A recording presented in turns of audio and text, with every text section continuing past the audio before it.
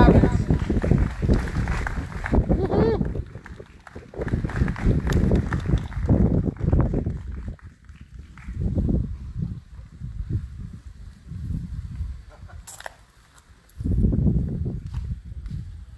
I'm gonna have a good time with this because me and Bernie are good friends, and so I got the mic with the lights and everything. So I'm always gonna point that out.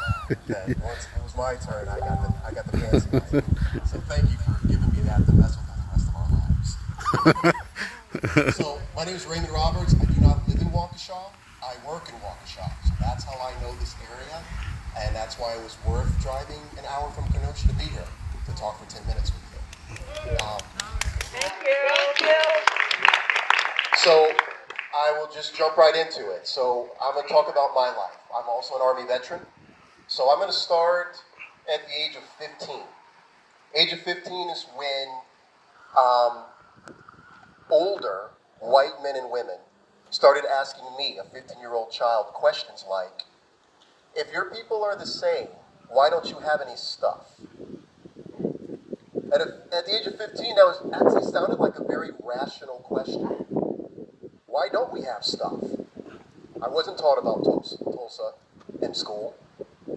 I wasn't taught about race riots in school. So it sounded like a very rational and objective question. 15 is when it begins. By 18, maybe 17, I'd heard enough times that, America's not really racist. It's just that if your people would contribute to this country, then you'd be treated with respect. That is not an offensive statement. Contribute, and you'll get respect.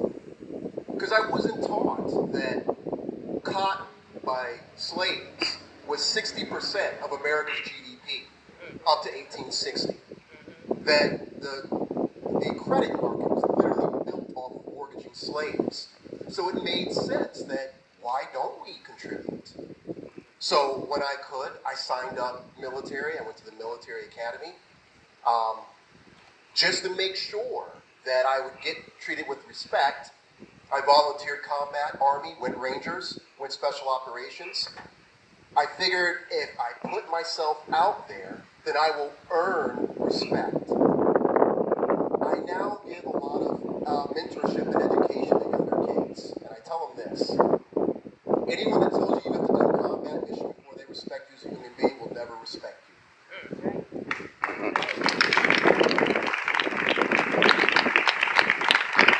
And that's the America I came back home to in 2010, where someone would say thank you for your service and then spend the rest of their life showing no appreciation for what I've done. I came home and I really just wanted to stay in my own place. I'll say this right now. A lot of the things that we're protesting against today, it's not my life. I am the top 1% of income earners. I went back, got my education. I live a very nice life. In fact, I say I bought out of having to be black. I have that much money. Here's the problem. The same reason why I couldn't stand by when my country called me, I can't stand by when my community calls. It's just something that I have in me. I sometimes wish I didn't have it. This is not going to make me more employable. This is not going to make things more cushy when I'm sitting there by the yacht club. Just like you, I'm compelled. And the reason why I bring that up is because you're going to hear a lot of chatter right now. You've already heard it about how I'm looking out at this audience right now. It's majority white. You're going to hear people say you're virtue signaling. You don't know what you're talking about. You younger kids, they're going to say you're just spoiled because you're in your mommy's and daddy's house and you don't know what the real world is. Here's the thing. Your dedication to freedom is not a demonstration of how much you cry for yourself. You ranting and raving because you don't want something or you want more, that is not your way of demonstrating your dedication to freedom. You show the world your dedication to freedom by how much of your freedom you're willing to risk so that someone who doesn't have it, who has never tasted it, might have a chance. When I signed up,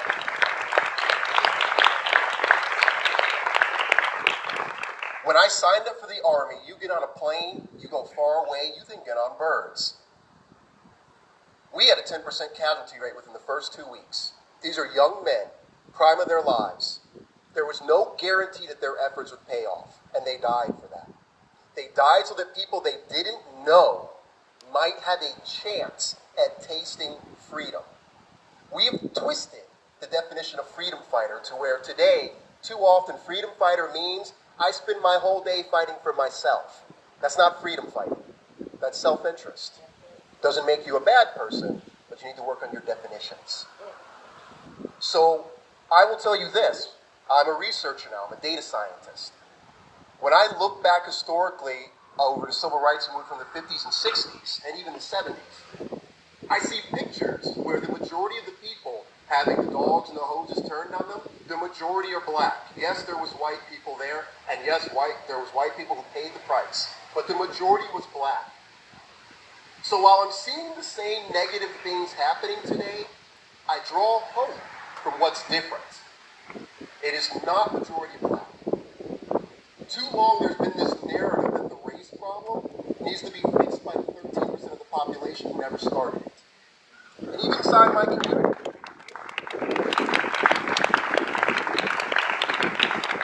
And even inside my community, there's people who truly believe that the black community is the only one who can fix this.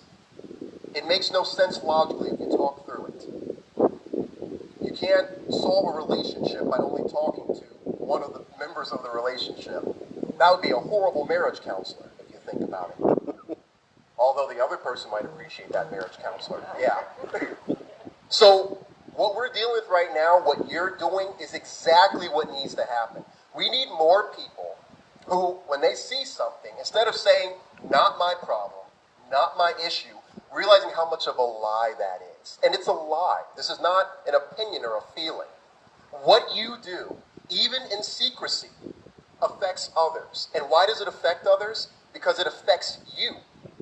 The things you do affect you. And then you go out into this world and you engage and you influence others. So for that reason, it all matters. You keep hearing about the statues. Let's not tear down history. Here's the question that I keep asking, and I encourage you to start asking as well. After World War II, how many statues of SS officers or Hitler were put up? 0. That is the difference.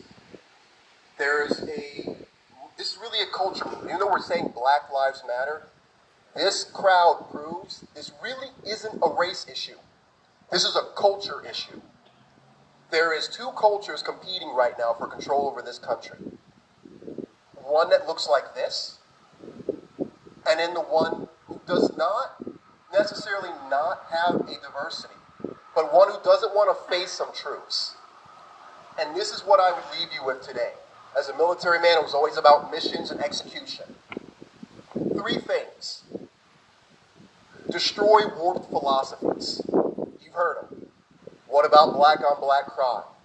That's a warped philosophy, because black-on-black crime statistically is no different from white-on-white crime.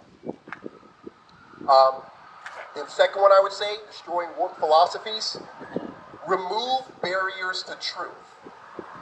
Remove barriers to truth. There are people who do not want Reconstruction taught in public school. They do not want what happened in this country from 1877 to 1915 taught in this country. I'll tell you, we have a lot of conversations going on right now. Another one of them, immigration. They do not want you talking about what we did to over 500,000 Mexican-American citizens in 1930. They were put on buses and dropped off in a country they'd never been to. That happened. They don't want it spoken about. And I need to clarify something here. I'm not bringing up these stories for the sake of you or anyone taking credit for things they didn't do. Let's talk about responsibility. I am not responsible for world hunger. I am not the reason why there are children all over the world going hungry tonight. question is whether or not I feel I'm responsible to the situation. None of us are responsible for the past. I can confidently say as a statistician, there are no slave owners here. And there are no slaves here. We are not responsible for the past decisions of our forefathers. We are responsible to those decisions. This is a great country, wouldn't want to live or be a part of any other country. That does not take away from the fact we have generations of demonstrations of a lack of moral courage. That does not make me un-American to say that the founding fathers, when they wrote all men were created equal, and then in that same document made it illegal in the Constitution to stop slavery till, I think, 20 years after, that was a lack of moral courage. I can understand a lack of courage as a human being. I have had fears in my life. I have not done the things I should have done at times. There's been many times where I should have engaged and I walked away. That is a guilt thing, not a shame. Does not make us less of people, does not make you less of quality. What this is about here and now is us coming together and supporting each other to say, I understand you're human just like me, but we need to steel ourselves. We need courage. When I said I came back home, I really did not want to get involved with stuff like this. Have a nice professional life, well respected. I had a buddy, military buddy, visit me from out of town. And I was finishing work, so I told him to meet me at a popular local restaurant. So he'd been there for about an hour or so. I walked in, didn't even order a drink. I walked in to pick up my buddy, and there was a gentleman with his wife there.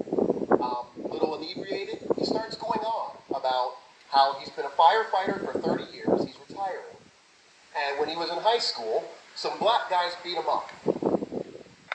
And that is proof that racism goes both ways. And I say to my buddy, it's time to go.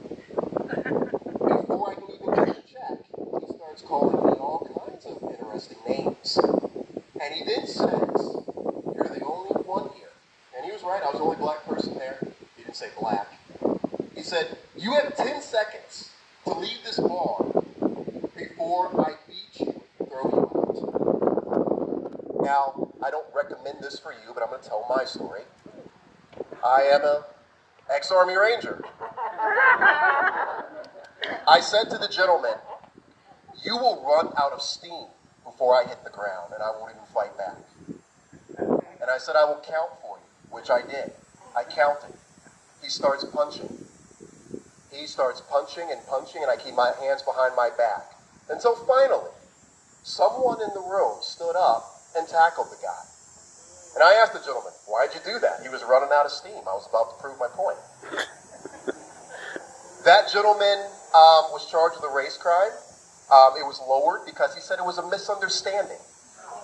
When the police came, first off, the people who worked there, they ran up. After he got tackled, they finally ran up to me and said, you need to leave or I'm calling the cops. I said, that's a great idea. Call the cops. The police came. They spent about 4 or 5 minutes asking me what did I do to provoke him.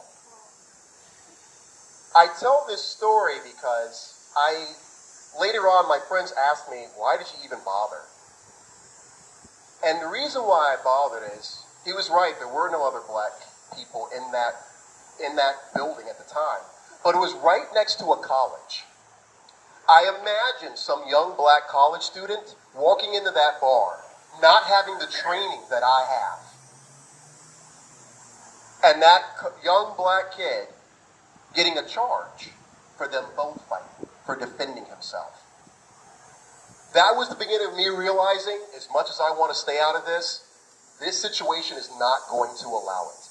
You have a lot of people on the sidelines, and for right now, that's okay. It's not a no. Maybe it's a not right now. I would encourage you to engage these people, not to shame them, not to castigate them. Have these conversations of connection and explain that some things have to be met with conflict. And when I use the word conflict, I don't mean necessarily violence. I'm saying disagreements.